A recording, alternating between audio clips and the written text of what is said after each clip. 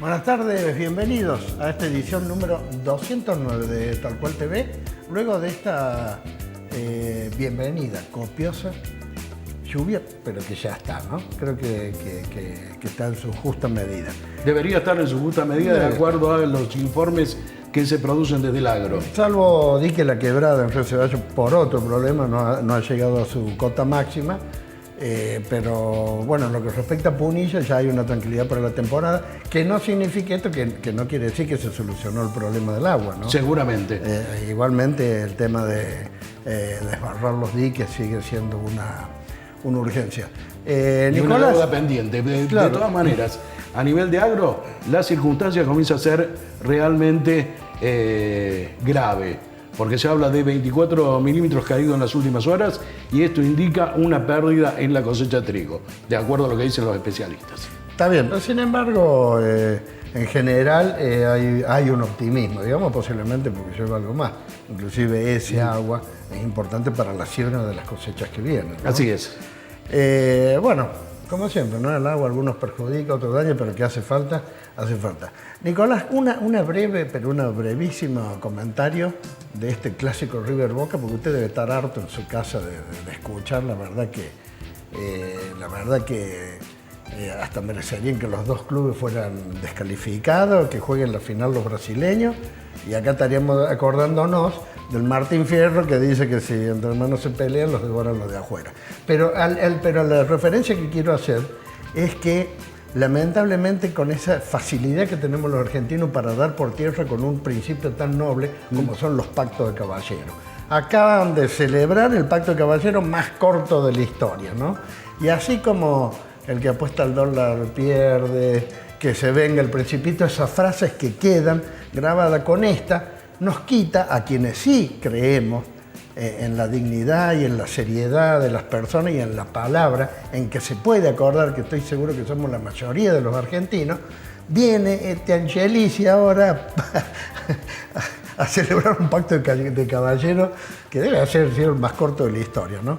Bueno, simplemente quiero decirle a la sociedad del centro de Valle Punilla que sí, que existen los pactos de caballeros, que hay que respetarlos, que no dejemos que den por tierra con tan noble actitud que tienen los seres humanos por esto, no sé, caricatura de mafia diría, ¿no? O algo así, porque los mafiosos tienen códigos, tienen pacto de caballeros. Los juegos de intereses son muy grandes hoy en Así el es. deporte y en el particular en el espectáculo del fútbol y dan para esto.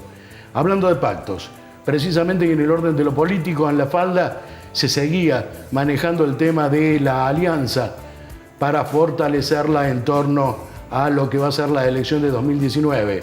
El oficialismo, Cambiemos, pretendía mantener esa estructura. Puedo adelantarles que a esta hora y detrás de una reunión realizada en la jornada de ayer, el acuerdo no está para nada firme.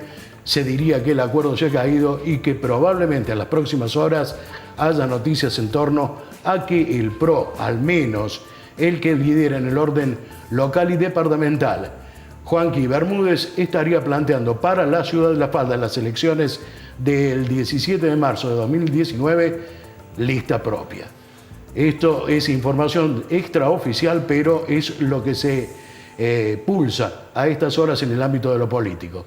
Yendo al otro eje mayoritario, Unión por Córdoba, el fin de semana, en la reunión que contó con la participación de líderes y referentes del orden provincial, incluso funcionarios y autoridades. Las autoridades partidarias en Villa Carlos Paz, de la que tomó parte el referente local, Miguel Maldonado, adelantó su candidatura sostenida por el justicialismo en la ciudad de La Falda, y esto es un avance para un sector que hasta el momento no tenía candidato. Seguramente, bueno, sobre lo otro después, si nos queda tiempo, porque tenemos un programa interesantísimo. Legalmente no puede haber internas y eso, o no dan los tiempos, ¿no? Están acotadas las internas. Si hay una ruptura como hay en otros circuitos, bueno, cambiará totalmente el escenario político, lo vamos a seguir seguramente durante el verano y permanentemente, ¿no? Vamos a seguirlo porque indudablemente el cierre de presentación de listas para Alianza opera el 16 de enero. En tanto, el cierre de listas para candidatos por partidos ya predeterminados va a ocurrir el 16 de febrero. Bien, y bueno, vamos a la temática de hoy. Hoy tenemos un programa muy interesante. Nos acompaña, que ya está en estudio, el señor Raúl Costa. Raúl Costa es vicepresidente de la Lotería de Córdoba. Vamos a estar hablando con él del juego, de los premios que sale. Claro, de todo esto, desde el juego legal e ilegal, que es algo que siempre preocupa a las autoridades, ¿no? Seguramente que por ahí todos creeríamos que había realmente desaparecido el juego ilegal. Sin embargo, está en funcionamiento y ahora el referente nos va a contar sobre el particular. En otro orden, vamos a seguir en el plano social, situación que se da en Valle Hermoso, donde desde el municipio se llevan adelante contención social para niños, niñas y adolescentes. Y vamos a cerrar con el secretario general de UTEDIC en el orden regional, que nos va a comentar las dificultades que tiene precisamente con otro gremio para conseguir que las paritarias den los resultados que tienen que dar. Estos los títulos. Vamos a la primera pausa y ya retornamos. Acompañan a Tal Cual.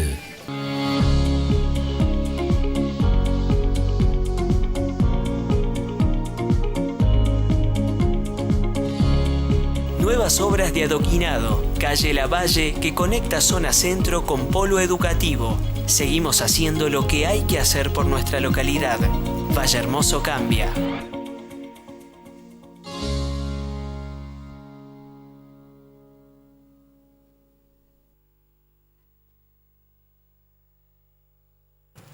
Bien, comenzamos entonces con este primer bloque y le contábamos. Vicepresidente de la Lotería, doctor Raúl Costa, buenas tardes. Ahí mencionamos como al pasar el juego legal e ilegal. Para mí casi no hay, Nicolás, pero... Suponemos que no lo hay. Indudablemente hay estadísticas que comienzan a advertirlo. ¿Cuánto de cierto hay? Sobre todo lo observamos en el orden de lo que es el conurbano bonaerense. En Córdoba, ¿se da esto? Bueno, buenas tardes. Primero, muchas gracias por la invitación. Sí, se da. Esta no es una zona, digamos, de las más críticas de la provincia, pero a nivel bastante homogéneo en toda la geografía provincial se da el juego clandestino, no con la intensidad que se daba años atrás, en parte porque se lo ha combatido mucho este último tiempo. Nosotros llevamos hecho, cuando digo nosotros, digo el nuevo directorio de Lotería de Córdoba, que asume en diciembre del 2015, llevamos hecho más de 60 procedimientos, con la particularidad de que todos han resultado exitosos, es decir, en todos se han secuestrado elementos comprobatorios de la actividad ilícita. Este no es un dato menor. Y si bien no se ha hecho ninguno en La Falda o en el Valle de Punilla en particular, pero en el resto de la geografía provincial se han hecho, y en algunos casos con secuestro de cantidades muy importantes de dinero. ¿En cuánto afecta precisamente a la recaudación de los En mucho. Nosotros no lo tenemos mensurado exactamente porque no se puede tener una estimación oficial de una actividad que no lo es. No lo es. Pero en nuestro cálculo son miles de millones de pesos que circulan clandestinamente. Al año. ¿Y cuál es el verdadero kit de la cuestión? Ustedes saben que por ley Córdoba tiene decidido, desde hace ya prácticamente 20 años, que el 100% del producido del juego en nuestra provincia se destina a financiar programas sociales del gobierno. Bien. Todo el dinero que circula ilegalmente, por obvias razones, no va a financiar programas sociales del gobierno. Se lo sustrae. Sino que va al bolsillo del comúnmente denominado banquero, que generalmente, no en todos los casos, pero generalmente, es una persona que está vinculada con grandes mafias, con trata de personas, con temas vinculados a la drogadicción, Sí, plata negra. al narcotráfico, plata negra en definitiva. Esta es una razón que nos parece fundamental para salir en combate de algún modo de esta clandestinidad y en apoyo a lo que debe ser el juego oficial, a lo que debió haber sido siempre, que únicamente válido sea el juego oficial. Raúl, ¿cuáles son los juegos que dependen de la Lotería de Córdoba? Bueno, en nuestra provincia todos, salvo el Kini, que es un juego de la provincia de Santa Fe, que es el que más se ha impuesto, pero los que son de afuera pagan un canon en nuestra provincia, de manera que nosotros los hacemos nuestros, a punto tal de que el Kini, por ejemplo, ha pasado a ser uno de nuestros principales ingresos. El canon que nos deja el Kini, junto con el canon que dejan las tragamonedas, que es un tema aparte del cual si quieren también podemos conversar, ha pasado a ser, por la importancia que tiene, el principal ingreso de Lotería de Córdoba, junto con la quiniela, que es de los productos propios de lotería el que más asiduamente se juega. Y sí tengo que dejar un párrafo de un producto que no es de los más jugados, pero que es nuestro producto insignia, que es el más emblemático de todo, que es el gordo de Navidad, Claro. que se está vendiendo en estos días y que esta noche está sorteando una anticipada más, como todos los miércoles, y que va a tener su sorteo final el 28 de diciembre. Bien, Ya está en venta los Sí, los- hace ya un mes largo, estuvimos aquí presentándolo en el claro. Hotel Edén. Estamos en el quinto disculpa, sorteo. el casino de la Falda Set no depende de la No, lotería. porque en realidad no es un casino, es, digamos, un mal llamado casino, bien. una sala de entretenimiento que la regentea SED y que lo único que le deja a la provincia es un canon.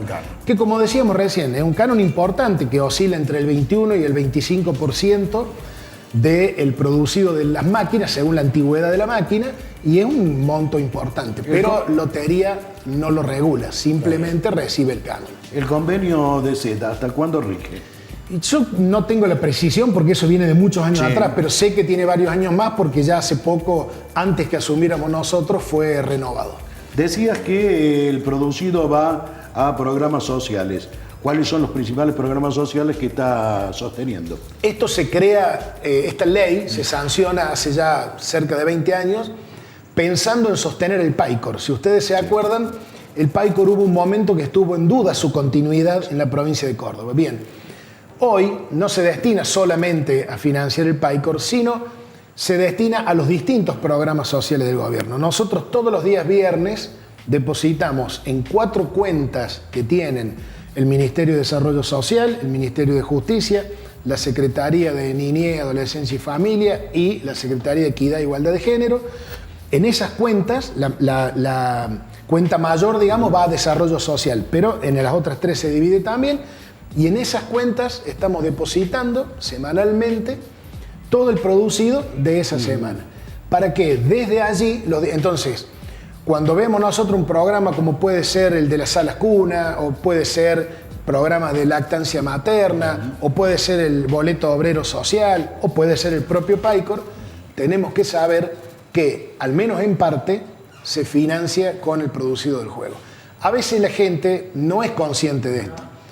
Nosotros vemos que fundamentalmente en el interior muchas veces la gente juega por familiaridad con quien levanta la apuesta, porque es un vecino, un amigo, porque en los pueblos, yo soy del interior también, y en los pueblos nos conocemos todos. Entonces uno juega a veces en la clandestinidad sin saberlo. Le juega la apuesta con quien le viene a tomar sin saber a dónde va ese dinero. Esto es muy importante que tomemos conciencia, porque no es lo mismo, insisto, que vaya al bolsillo de este banquero del cual hablábamos y que está generalmente vinculado a delitos muchísimo más graves, a que vaya a solventar programas sociales del gobierno. Doctor, ¿cuál es el criterio o cómo se administra, digamos, la cantidad de agencias que se pueden instalar en una ciudad? Es una muy buena pregunta porque eso estuvo durante muchos años cerrado. Y nosotros, a partir del año pasado, hemos permitido la apertura de nuevas agencias. Hemos hecho una especie de fórmula compuesta que tiene que ver con la cantidad de habitantes, con la cantidad de agencias ya existentes, con la recaudación de esas agencias Es decir, que no para todas las ciudades es lo mismo. Claro. Si usted va al centro de Córdoba, va a encontrar en el casco céntrico seguramente 6 o 7 agencias en un radio de no más de 6 manzanas. Pero en los pueblos del interior no podríamos hacer lo mismo. Hay pueblos que tienen 2 o 1 o 3 en todo el radio del pueblo. Se va viendo la cuestión comercial sin afectar a quien ya viene desde muchos años, en algunos casos trabajando, no afectarle la recaudación, pero también generar una boca más. ¿Para qué? Para que el vecino que va a jugar tenga la comodidad de tener a una corta distancia de su casa una agencia. Esto también tiene que ver con el abordaje del juego clandestino, porque el no tener agencia en una localidad puede llevar a que uno juegue clandestinamente. Pero si uno tiene 2, 3, 5 agencias en su localidad, no tiene excusa. Claro, pero o sea que se deduce, por lo que dice, se deduce que sí o sí la gente juega. Claro, ¿No es cierto? claro. A ver, el juego No, existe... porque uno sería, digamos, nosotros somos ciertamente críticos. Sí, yo de también que lo soy, haya ¿eh? mucho juego. Yo ¿no es también lo cierto? soy, ¿eh? Yo Juego también lo como soy. entretenimiento, sí, pero el juego es una locura. ¿Y cuántas quinelas hay? 3. Y nosotros tenemos 4, más la turista, Claro. 5 diarias. Diarias. Le aclaro que yo también pienso igual que usted. El juego existió y existe Sí. desde tiempos inmemoriales. Seguramente va a seguir existiendo. Como entretenimiento, como cuestión social, como salida, no es malo. Por sí mismo no es malo.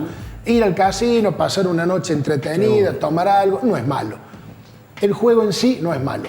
Igual, Lotería de Córdoba no promueve el juego, esto también es importante que lo digamos, lo controla. No es lo mismo.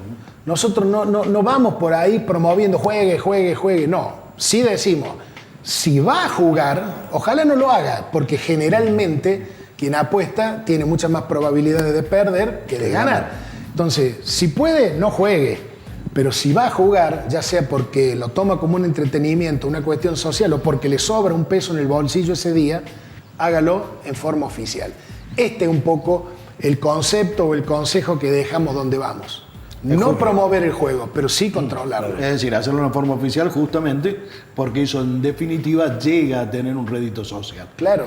Pero dentro de las discusiones planteadas, y precisamente hablando de esta sala de entretenimientos que genera sed, lo que uno ha observado más allá de las discusiones que se han planteado en muchos lugares de la provincia, es que hay un sector que cae en la ludopatía. Y creo que precisamente Lotería actúa sobre el particular. Quería ir sobre eso y me alegro que me lo haya tocado el tema porque justamente me faltaba completar la respuesta anterior con esa parte. Es muy oportuno.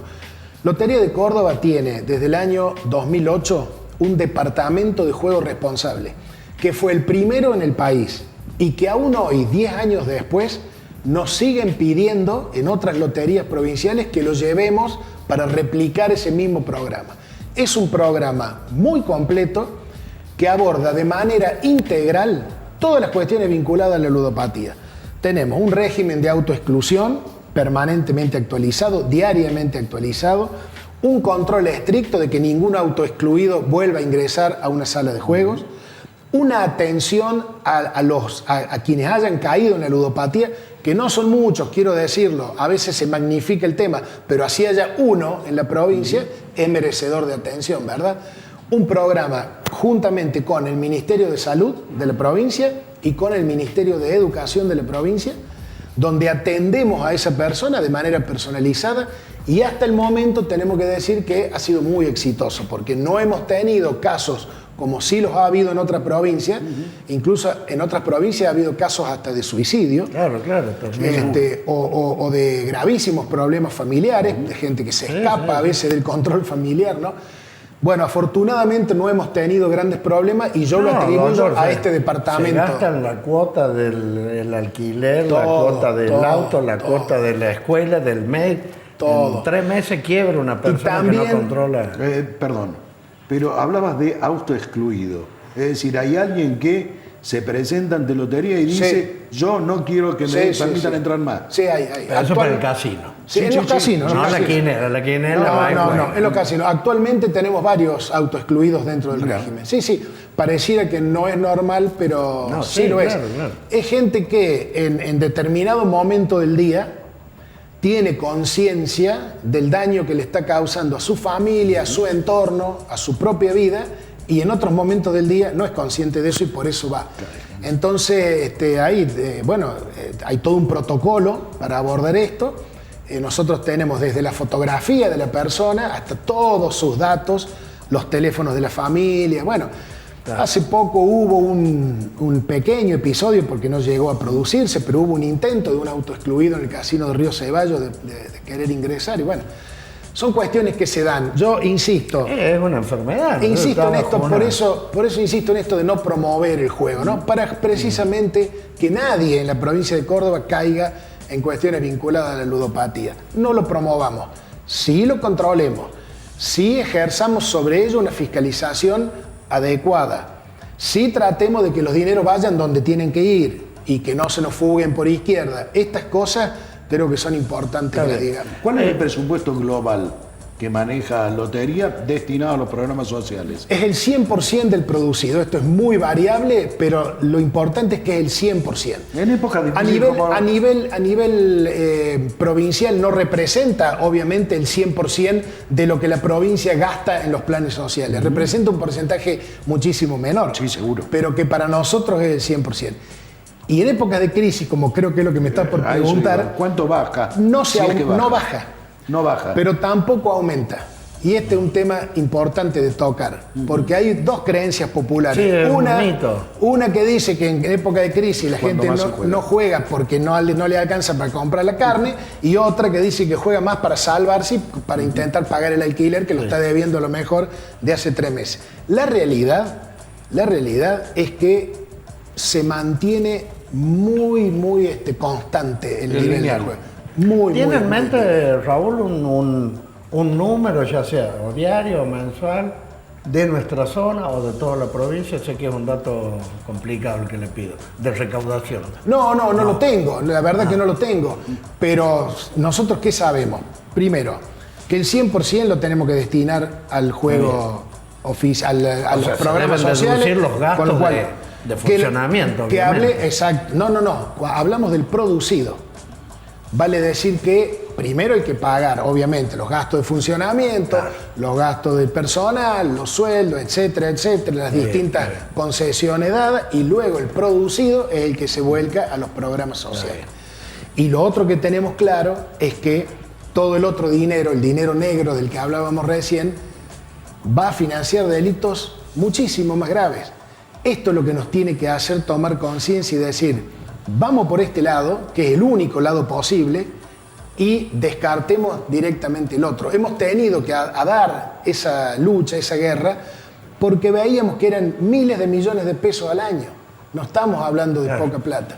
Bueno, con que logremos recuperar un 10% de eso. ¿Qué penalidad le corresponde a alguien, a la quinela clandestina? Otra muy buena pregunta, porque hasta el año pasado esto no tenía prácticamente ninguna penalidad. Quien organizaba juegos clandestinos era pasible de una multa o contravención, nada más. No era un delito. ¿Y la incautación de lo que se le... Sí, pero se le devolvía a los 2 o 3 días. Y al ser solo una falta o apercibimiento, muchas veces bastaba una simple amonestación o una multa que la pagaba al otro día porque le convenía y volvía al juego.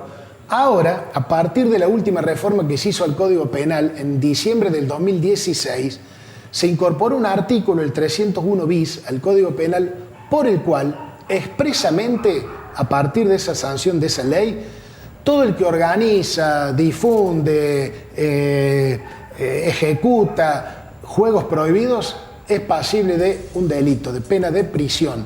Y le voy a poner un solo ejemplo. En el último procedimiento grande que se hizo hace un par de meses, que fue en la localidad de Jesús María, quien lo estaba promoviendo, quien lo estaba organizando por las redes sociales, etcétera, estuvo 28 días en Bower, detenido. Yo no sé si eso es mucho o es poco, si va de la mano la pena con el delito. No sé, creo. A mí, y creo que a ustedes tampoco, no nos debería caer en gracia estar 28 días en Bower, no es poca cosa. Y además con todos los antecedentes que eso le genera. Pensando precisamente en la reincidencia, porque ahí sí. Obviamente, es la primera vez, por eso estuvo 28 días, si no seguramente habría estado más Raúl, tiempo. Ya la última de mi parte, pues se nos ha ido el tiempo. Para derribar otro mito también. Sí. Dicen que cuando la gente apuesta mucho al 48, la lotería corre el riesgo de quebrar. ¿Puede pasar esto? No, quebrar no va a quebrar, no, quédense no, tranquilo. no, Sí pero produce, tiene un tope. sí produce. No. Siempre se paga el total. Pero pasó hace menos de un mes. Sí. 3.48. El 3.48. Lotería nunca dejó de pagar un premio. Y siempre lo va a pagar. Ocurre que hay números, y el 3.48 Claro, debe ser el máximo de los números. Hay números que son muy jugados. ¿Qué hace el clandestino en estos casos? Fíjense la mal llamada viveza criolla. Más vale, el clandestino en estos casos juega una parte en la clandestina y una parte la vuelca en la oficial. Se cubre. Con lo cual para nosotros el daño es doble. Porque el daño entre comillas. Sí. Porque no solamente le tenemos que pagar al que jugó bien, legalmente, sino también tenemos que cubrirle a aquel clandestino que para cubrirse él, como sabe que si sale el 3.48 no va a poder pagar y el que ganó le va a ir a reclamar lógicamente el premio. Entonces miren las derivaciones o las cuestiones que tiene lo del juego clandestino, ¿no? Raúl, muchísimas gracias por habernos acompañado. Por favor, gracias a ustedes. Y habernos informado al respecto. Nosotros vamos a una nueva pausa, ya retornamos.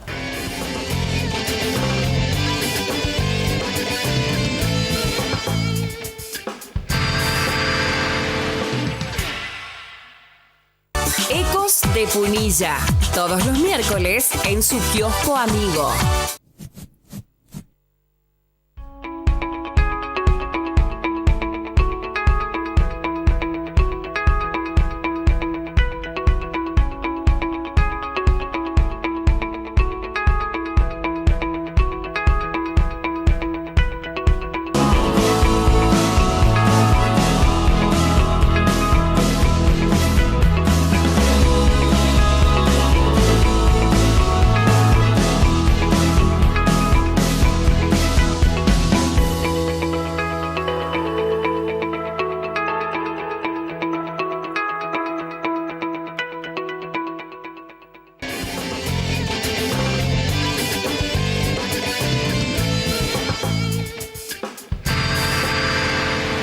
Bien, continuamos entonces segundo bloque y están con nosotros Paola Sánchez, secretaria de Salud de la vecina localidad de Valle Hermoso, y Belén Guirado de Desarrollo Social. Ahora, Nicolás, vos le preguntás una cosa y te contestan todas juntas. Porque hay mucho para decir. Bienvenida. Mucho trabajo, mucha actividad. Vamos a empezar con lo más importante por el tiempo. Campaña de vacunación. Paola, así es. Buenas tardes. Buenas tardes a todos, buenas tardes a los televidentes. Principalmente quiero recordar que estamos en la última semana de la campaña nacional contra la rubiola y el sarampión. En la localidad de Valle Hermoso fueron 2 meses intensivos que ampliamos los horarios, se fueron a los colegios, a los jardines y puntualmente esta tarde estamos yendo casa por casa, así que bueno, hemos hecho difusión local, pero también aprovechamos para que todos los padres de los chiquitos que todavía no se han vacunado, que tomen conciencia y que es la última semana para esta campaña. ¿A dónde tienen que ir para vacunar? Que se acerquen a los centros de salud. Los 3 centros de salud de Valle Hermoso por la mañana están vacunando y por la tarde estamos yendo casa por casa. Paola, ¿se han encontrado con algún papá que diga no quiero que vacunen a mi hijo? Lamentablemente sí, en esto de ir casa por casa, de no, están durmiendo o no, digamos, estamos tocándote la puerta para vacunar a tu hijo y no tener el interés de vacunarlo. Y varios te dicen, no, ya lo vacuné, pero no, la verdad, sí, no ha habido, porque nosotros, por suerte, hoy se está cruzando toda la información. Ministerio de Educación Provincial con Ministerio de Salud están cruzando toda la información de los coles, nos están dando el listado de los chicos sin vacunar y cuando uno los va a visitar a la casa te dicen, no, sí, ya no sé, pero hay poca responsabilidad al respecto. Me parece que hay que generar una campaña de concientización y que esto no tiene que ver solo con los municipios, sino que tiene que ver con los niveles de gobierno superiores, tanto provincial como nacional. ¿Por qué? Porque hay una corriente de pensamiento que se ha ido generando a través de las redes sociales, por lo cual te sostienen que los programas de vacunación son programas que, si bien pueden llevar a la prevención de determinadas enfermedades, por otra parte, aparentemente, y como vivimos en un mundo de confabulación, le estarían generando algún otro daño a quienes se vacunan. Hoy tenemos la política, la cultura de los naturistas que no quieren vacunarse. Todo el mundo tiene su libertad de creer y pensar, pero tenemos que pensar que la vacunación es un bien colectivo. Que te vacunes uno es para que en el jardín no se enfermen el resto. Entonces no solo me vacuno por mí o por mi hijo, sino por toda la comunidad. Entonces hay que pensar en colectivo. Claro, por supuesto. Yo, para mí, Nicolás, con todo el respeto, lo digo, es una campaña basada en la ignorancia, porque a esta altura de la vida poner en duda el efecto de las vacunas, claro. ¿Sabés qué pasa? Que dicen, hay 10 chicos, dicen, no, mira, está vacunado, no se enferma. Sí, porque los otros 9 están vacunados, por eso no. Estoy de acuerdo en eso, pero entonces, no ha faltado el pediatra con ascendencia a nivel de medios de comunicación que en su momento ha planteado, guarda con esta vacuna. Y entonces así comenzaron los problemas. Sería, bueno, indudablemente una discusión para los especialistas, pero sí, seguramente. Parece que hay respaldo, digamos, científico, ¿no? Sí. Bueno, bien. Seguimos. Yo de mi parte digo que se vacunen todo. Claro, hay que vacunarse. Belén. Buenas tardes. Me imagino que te encontrarás con este tipo de cosas también, ¿no? Sí, seguro. Quería hacer una aclaración. Yo soy directora de gestión participativa y también trabajamos con desarrollo social, entre otras áreas con las que se articula. Sí, desde un principio nos propusimos en el primer año, empezamos a trabajar con la Secretaría de Niñez, Adolescencia y Familia de la Nación y llevamos adelante una experiencia que hasta el día de hoy es muy fructífera, que es importante, que es el Servicio Local de Protección de Derechos de Niños, Niñas y Adolescentes. Fue una experiencia que se organizó como les dije, con la CENAF de Nación. Es un equipo interdisciplinar, trabajador social, psicólogos, abogados también, en el caso de ser necesario, que abordan justamente la vulneración de derechos de niñas y niños que puedan tener que ver con la salud, con la violencia doméstica, con la falta de educación, con el tema de la identidad, de los vínculos, bueno, en fin. ¿Y están encontrando esa problemática? ¿Realmente les surge en el trabajo de campo, digamos? ¿Se refiere al tema de las vacunas? No. De la vulneración de derechos. Sí, claro que sí. Justamente por eso se sostiene el servicio en todo este tiempo y los casos siempre han sido en alza. Son muchos casos complejos, lamentablemente. También se registran situaciones de abuso, que por ahí es lo más crítico. Que han llegado al terreno de lo legal incluso. Que han llegado al terreno de lo legal, que por suerte hemos podido llegar lejos en un caso puntual. Esto rescatar, subrayar que son experiencias complejas de mucho acompañamiento. Y bueno, en realidad, además de eso, que con las medidas locales que se pueden tomar y la articulación que haya con la asistencia que pueda haber a nivel provincial o incluso nacional, se trabaja también fundamentalmente con la promoción y la difusión de derechos. Y en el marco de esto es que estábamos planteando, habíamos trabajado el taller de prevención de embarazo adolescente no intencional, que se desarrolla con agentes del Ministerio de Desarrollo de la Nación. ¿Y qué más o menos, si sintéticamente, cuál es el protocolo o cómo llega el primer contacto, digamos, con el adolescente? Bueno, básicamente estos talleres consisten justamente en abrir estos espacios de información científica formada y espacios de debate, de diálogo con los jóvenes, con los niños también. Lo hemos hecho por ahora en secundarios y en secundarios adultos, pero justamente está en el marco de la aplicación y no aplicación y esta ida y vuelta con la Ley de Salud Sexual Integral. Así que estos agentes del Ministerio trabajan por fuera de las escuelas. Nosotros hicimos todo un trabajo también con las escuelas para poder captar a los chicos, invitarlos y bueno, desarrollar con estos agentes del Ministerio talleres que tienen que ver con lo que es salud sexual integral, identidad de género, enfermedades infectocontagiosas, métodos anticonceptivos, como una de las facetas fundamentales de los derechos de niños, niñas y adolescentes que tiene que ver con el conocimiento informado y la toma de decisión. Por supuesto, con la autonomía según la edad, ¿no? Precisamente acabas de decir en tu alocución el debate que hay en torno de... Sí. ¿Cuál es el debate que ha llegado a usted en torno a la enseñanza sexual integral? Bueno, a ver, a nivel, en la escuela está la tensión de si darlo o no darlo, cómo darlo, qué docentes lo dan y va pasando el tiempo Bueno, pero justamente ese es un tema central, porque si lo tenemos establecido como ley, se hace 12 años que debería darse, hoy llegamos a una irrupción donde decimos qué es lo que está pasando, porque hay quienes quieren y quienes no quieren. ¿Cómo es? Yo ya es a título de opinión personal, de cómo uno lo vive de donde trabaja. Sí. Creo que hay una falta de decisión política, o sea, hay intereses en pugna muy sectoriales muy fuertes, o sea, y últimamente se ha visto con la discusión que hubo con respecto al tema del aborto, hubo de nuevo como una efervescencia, o sea, un rebrote, digamos, de ciertas posturas más conservadoras, la educación privada, la educación que es de los padres, los temas que tratan los padres. Después los medios replican muchas cosas y ensucian mucho el tema. Entonces se da a entender como que se va a enseñar cualquier cosa, se va a promover la homosexualidad. Bueno, realmente que hacen perder el foco de la importancia, porque la ley de salud, de educación sexual integral, permite, entre otras cosas, por ejemplo, identificar casos de abuso que se sabe estadísticamente se dan mayormente en el espacio privado. Entonces, si no se da a luz con políticas públicas, esto no se ve.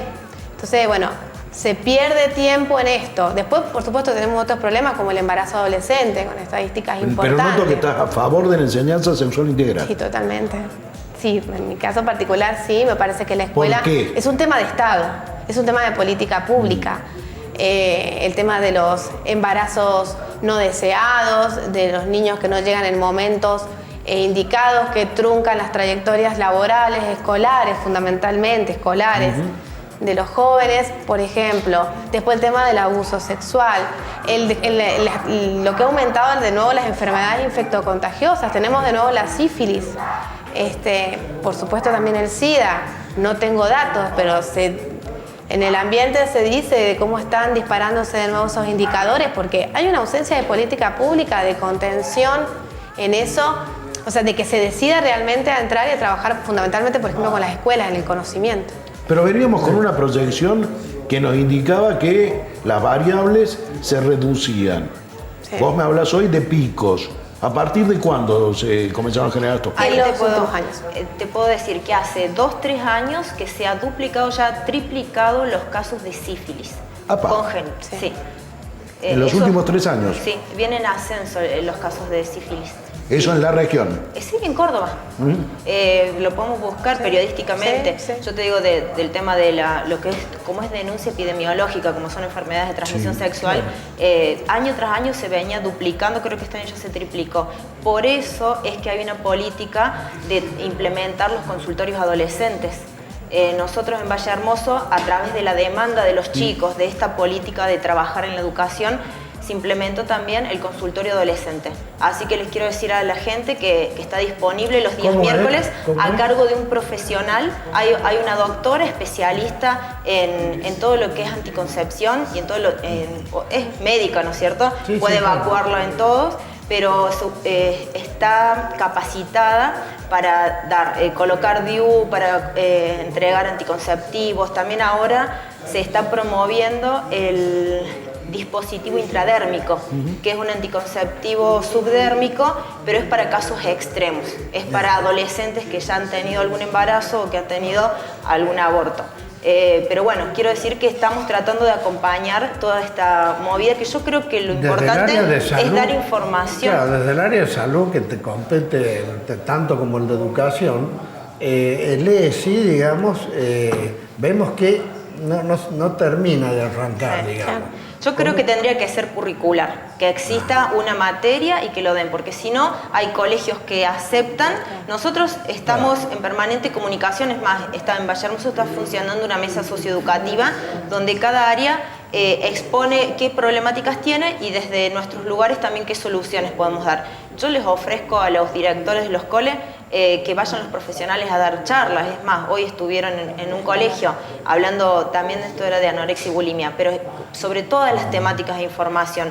Pero me parece que si fuera curricular, porque hay colegios que te dicen sí y colegios que te dicen no, o eligen de qué tema. Que te dicen sí. También. Entonces, para mí tendría que ser una materia. Ahí es donde se ve que el Estado todavía no tiene muy claro qué posición tomar y está preso de estas tensiones de sectores, ¿no? donde de vuelta se ponen en discusión dónde está el límite de lo privado y de lo público, y en estos temas que son muy sensibles. ¿Se han encontrado con papás que capaz que con todo derecho digan, no, con mi hijo, ¿no? Claro. ¿Ha pasado? No directamente con nosotros, pero sí a través con las escuelas, sí, las escuelas tienen que lidiar con esto. De hecho, cuando se ha convocado a través de las escuelas ha sido previa autorización de los padres. En general nos han dicho que no ha habido problema, no ha habido casos digamos, llamativos de muchos chicos, sino algún caso aislado, por suerte. Pero bueno, todavía no se termina de bajar la escuela, nosotros lo trabajamos desde el municipio, con desarrollo social, con salud, con gestión participativa, articulamos las áreas en este sentido. Y yo quería rescatar del consultorio que es gratuito, que es confidencial y que según la ley, a partir de los 14 años, tanto los chicos como las chicas pueden ir solos. Se evacúa todo tipo de consultas. Realmente es importantísimo el hecho concreto de que acaba de determinarse, a través de lo que nos decían los profesionales, en los últimos 3 años se triplican los casos de enfermedad de transmisión sexual, en particular la de la sífilis. Pero veníamos con programas anteriores donde no tan solo teníamos la asistencia a través de todo aquello que pudiera evitar los embarazos adolescentes, e incluso teníamos la entrega de preservativos a través de los hospitales, la imposición de tenerlos incluso hasta en algunos locales bailables y en forma gratuita. ¿Qué ha pasado con ello?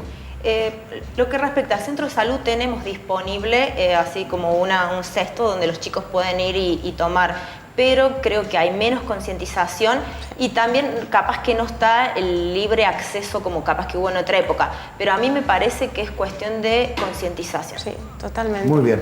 Nosotros le agradecemos la visita, quedan temas abiertos y seguramente vamos a volver sobre ellos en otra oportunidad. Estamos a su disposición, simplemente se contactan y seguimos adelante con eso. Vamos a la pausa y ya retornamos.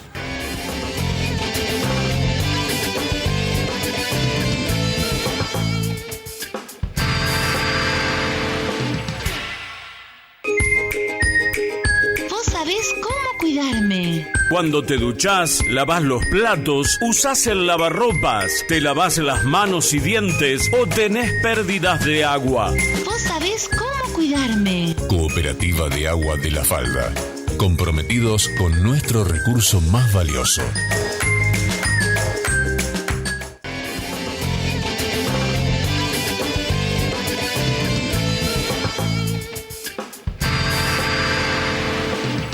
Bien, continuamos. Y continuamos con un amigo que no vamos a poder evitar hablar del tema deportivo. Habíamos dicho no vamos a hablar más de Boca River. Pero como Marcelo está en UTEDIC y creo que tiene mucho que ver, incluso ya han estado de alguna manera, creo que pasó algo en el cancha de River también con representantes del sindicato. Claro, ¿no? tienen los controles precisamente de ingresos. Bueno, buenas tardes. ¿Qué tal, Marcelo? Sí, bien. La verdad que sí, no es, claro, efectivamente, la muchachada que trabaja en todo lo que es la parte de control, de venta de entrada, inclusive la gente mensualizada que trabaja dentro del estadio, los amigos que están en la parte del arreglo, el mantenimiento del césped, de la cancha, utilería, el utilero de River, Chochi, un delegado de muchos años que lo conozco hace más de 30 años. Y sí, se ven muchas veces afectados por la violencia, por la voluntad de querer entrar y muchas veces sin entrada y los atropellan. Aclaremos que no solo de River, de todas las canchas del país, ¿no? Exactamente. Son agremiados a... Y tengo el orgullo de ser el que hizo el convenio colectivo de esta gente que es jornalera, o sea que trabaja el día que hay partido, así que conozco el tema y me preocupa muchas veces porque sé que sufren muchas. Yo creo que ahí tenían cierta efectividad, es decir que está jornalizado ese tipo de tarea. No, a ver, perdóname, sí tienen efectividad, son efectivos pero jornaleros, trabajan el día que hay partido o previamente en la venta. Los partidos se dan 2 partidos mensuales prácticamente que juegan de local, o sea, afectados a su localía y bueno, también tienen la actividad en River específicamente cuando hay Copa Libertadores, alguna Copa sudamericana, argentina o la que sea, y fundamentalmente cuando juega la selección de local, que también tanto los controles de River como los de otros equipos son afectados a la tarea. Y ellos son empleados de cada club. Son empleados de cada club, club. Exactamente, y bueno, cumplen la función esa de control y de regular lo que dirían o está regulado como el tercer anillo, sea el de control, ya específicamente de ingreso. Inclusive trascendió, dije, que a alguien habían amenazado de muerte si no dejaba abierto un molinete de la puerta no sé cuál, digamos, para pasar. O sea, están expuestos a sectores muy pesados, ¿no? Muy violentos.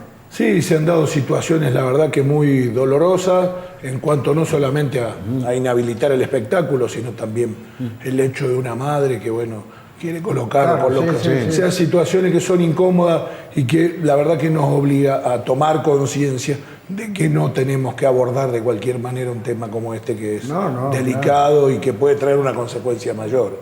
Porque algunos cuestionan si se lastimó o no el jugador de Boca el ojo, si realmente hubo una molestia con un vidrio. Pero ¿y si le sacan un ojo? O si van más allá, la verdad que tenemos que tomar conciencia que más allá de un jugador, un ser humano, y que así es complicado.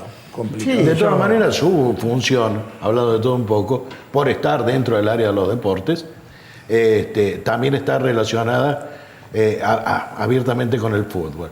Y uno de los temas que hoy nos trae también está relacionado con el fútbol y con el gremio. En particular, están discutiendo paritarias y estas aparentemente no se abren con los empleados del sindicato de UTEDIC que trabajan dentro de lo que sería el esquema de camioneros, en el caso concreto, hasta el 1 de mayo de La Falda. Claro, la cosa es la siguiente. Nosotros venimos celebrando anualmente todas las paritarias por una necesidad lógica, que es el deterioro del salario conforme a lo que es la inflación. Y ya nos viene costando en los últimos, yo diría, 3 años, que cuando logramos el acuerdo paritario, que cumpla, o sea, el que es secretario general, que no es solamente don Hugo Moyano, sino también toda la comisión directiva, no está permitiendo efectivizar ese acuerdo salarial hasta la homologación. Y nos estamos encontrando con un Ministerio de Trabajo que está, no sé, no quiero hacer ningún tipo de evaluación, pero que están demorando las... Estamos hablando del orden local. No, el orden nacional. Nacional. Las paritarias nuestras son nacionales, el Ministerio de Trabajo, que ahora inclusive pasó a ser secretaría, está un poco demorado, un poco con algunas cuestiones internas que demoran la paritaria. Pero lo llamativo es que él es muy consciente, porque no es algo que nos ocurre a UTEDIC nada más, sino a varias organizaciones sindicales. Y fundamentalmente, que siendo un actor importante del movimiento obrero, sea tan reticente o le genere tal incomodidad cuando es cumplir con el sueldo, con el salario de los trabajadores que cumplen una función en su hotel y que atienden a su gente, a sus afiliados. Claro. O sea, hay una realidad que ahí un poco choca y golpea con lo que es su es una incoherencia, pero si yo sigo... Pelea por camioneros, pero no defiende a sus empleados. Bueno, pero esta incoherencia, si yo sigo la historia de lo que nos ha acontecido aquí en la zona turística de Punilla, cada vez que nos encontramos con un conflicto en lo que hace precisamente a hotelería y gastronomía, porque cuando digo gastronomía es porque en algún momento la hotelería era derivada a un tercero, precisamente la incoherencia sindical aparecía. ¿Qué estoy diciendo con esto? Que hay momentos en que el secretario general de una determinada entidad gremial olvidaba ese vínculo precisamente para con los propios, para con sus propios empleados, es decir, tomaba la actitud que habitualmente le discute al privado. Exactamente. Eso me parece que lo conoces, suele pasar. A ver, lo conozco, lo sufro porque sé de la necesidad de la gente, sé del deterioro salarial que se produce. O sea, no es lo mismo cobrar el aumento, como quien diría, o la recomposición salarial en marzo, que cobrarla 6 meses después. Claro. ¿Entendés? Tengo algunas veces actividad de otra colonia, que también estamos en conflicto, donde quizás estoy cobrando con una escala atrasada casi de 1 año. Pero la ¿no falta hay de homologación. algo que regule eso o que penalice si no se lleva adelante? Bueno, el mecanismo legal, Claro, es la homologación. Ahora, lo que regula o lo que llama mucho la atención es la ética de un dirigente sindical, que ve no solamente el respeto hacia otra organización sindical hermana, de cumplir con una escala salarial, sino también al de la realidad. O sea, él mismo cuando lo dice, cuando plantea su necesidad paritaria, sabe que lo que compraba en marzo hoy no lo compra. Seguro. Entonces esa realidad que golpea sobre el afiliado nuestro, y que es el empleado de él y de la familia, a mí me genera mucho más cuando, derivado de los reclamos que hicimos respetuosamente, notas, le he pedido audiencia, le he enviado cartas documentos, me he manejado con algunos dirigentes cercanos a su comisión directiva, en una actitud molesta, incómoda, ahora nos plantea presionar de que los trabajadores dejen de pertenecer a nuestra organización sindical. Inicialmente impulsándolos a que se desafilien, ofreciéndole, y esta también es una incoherencia, ofreciéndole pagar lo adeudado, lo que no nos reconocía a nosotros como organización sindical. Él dice, bueno, que estos que están jodiendo, yo les voy a pagar lo que les debo, pero desafíliense. Primera situación donde pone entre la espada y la pared a la necesidad de este trabajador. Y por otro lado, no solamente que, bueno, uno dice felizmente solucionamos el problema hacia los trabajadores, no, lo voy a pagar en cuota, veré si entré. La verdad que una payasada, la verdad que me duele, me genera un fastidio, me genera un profundo dolor. Y encima le quiere chorear los afiliados. ¿Y dónde los meterían? Porque convengamos que hay una práctica desleal. Sí, claro. Hay una práctica desleal que seguramente, yo me comprometo a trabajar gremial y legalmente para, bueno, este tipo de cuestiones que no corresponden, y hacerlo entender mediante lo que corresponda de que no es así. Está bien, de todas maneras, veo dos temas. Esto que decís de el planteo cerrado de la cúpula de camioneros, pero también decís los acuerdos de paritaria funcionan a partir de la homologación, y para homologar hay que tener ministerio, que hoy ya no es ministerio sino secretaría, y en la medida en que eso se achica, ¿en cuanto a ustedes los desfavorece? Bueno, hay una cuestión que es la estructura. Seguramente hoy el ministerio, la Secretaría de Trabajo, como bien vos decís, pasa a depender de un ministerio que es el que está Dante Sica. Así es. Que funciona con Dante Sica. La producción. Evidentemente yo creo que se va a reordenar y va a generar las condiciones para que esto vaya. Hoy felizmente creo, o es lo que estamos percibiendo, que la modificación de esto o por ahí la salida del ministro de Trabajo está posibilitando un mayor ordenamiento. Por ejemplo, hoy recibí de otros convenios colectivos, nosotros tenemos muchos, recibí algunas homologaciones. Y me han dicho que este está a la vera de la firma. Sí, a la firma. Pero mientras tanto, ¿cuánto se ha perdido? ¿Cuánto ha perdido ese trabajador? Y ese trabajador, lo primero que perdió es la depreciación de su salario, de recibirlo en tiempo y forma, es lo que te digo. Si hubiese recibido el aumento, vamos a poner para hacer algo significativo, 1.000 pesos. Los 1.000 pesos que debería percibir en el mes de marzo no son los 1.000 pesos en cuanto al valor adquisitivo que recibe hoy. Y eso es no solamente por esa cuestión, sino que aparte hay que hacer trámites para que después de lo adeudado, de lo que era su salario, no vaya a pagar, o sea, que no tenga un costo por ganancia. Sí, seguro. O sea, después uno recibe todo ese volumen, lo equivalente, claro, en 10 meses, 1.000 pesos, la diferencia de 10.000 pesos pasó el límite y paga ganancia. O sea, termina perjudicado por todo. Pagás más de lo que cobraste. Para aclarar a la audiencia, cuando hablamos de Moyano estamos hablando de Pablo. No, estamos hablando de Hugo. A ver, estamos hablando en definitiva de los dos, de Hugo y de Pablo, porque son secretarios generales y adjuntos respectivamente del sindicato de camioneros. Exactamente. ¿Y teléfono, don Moyano, lo que le gusta pelear a usted para lo suyo, también sus empleados del hotel lo necesitan y lo reclaman. ¿En qué punto estamos? ¿Cuál va a ser la pelea? Bueno, lo principal, mi compromiso y el compromiso de toda la comisión directiva de nuestra organización, con el apoyo de UTEDIC Nacional, para avanzar y para profundizar primero lo que corresponde o sea, la base de nuestra esencia, que es la defensa del salario de los trabajadores, del sueldo de los trabajadores. Para continuar más allá de las presiones extorsivas que se puedan generar con la representación de los trabajadores. Y fundamentalmente para que se aplique el convenio colectivo, fundamentalmente ahora en diciembre, inclusive nosotros hemos incorporado a lo que son los convenios colectivos de los años anteriores, el plus de temporada lo hemos incorporado para el mes de diciembre. Esperemos que no quiera hacer la vista gorda o que quiera mirar hacia otro lado con el tema de no cumplir. Y bueno, ir monitoreando todo lo que sea que no perjudique directamente a los trabajadores. Nosotros por convenio colectivo, cada 2 años, los temporarios, los efectivos permanentes, tienen un día más de vacaciones. Esto también, por lo que me ha trascendido, es algo que le molesta. O sea, como que inclusive tendría intenciones de achicar o limitar la cantidad de días de vacaciones de los trabajadores, cosa que me parece una barbaridad. Pero bueno. Qué discusión interesante, sumamente. ¿no? Vamos a seguirla porque es justamente acabamos de plantearla, cualquier novedad nos comunica.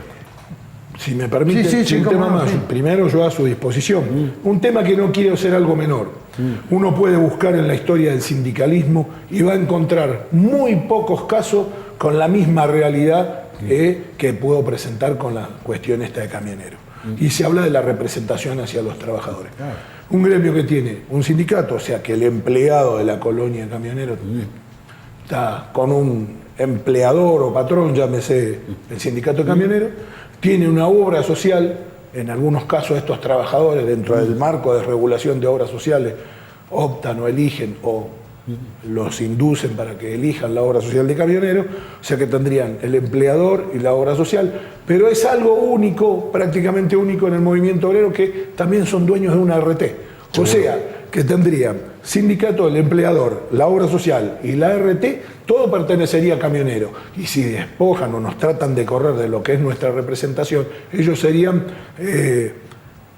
patrones integrales o tendrían el dominio integral de decidir por sobre los trabajadores más allá de las consecuencias que ocurran. Bueno, ha sido una práctica que el sindicato de Moyano estos años anteriores ha llevado a cabo y por eso creció tanto, ¿no? Seguramente.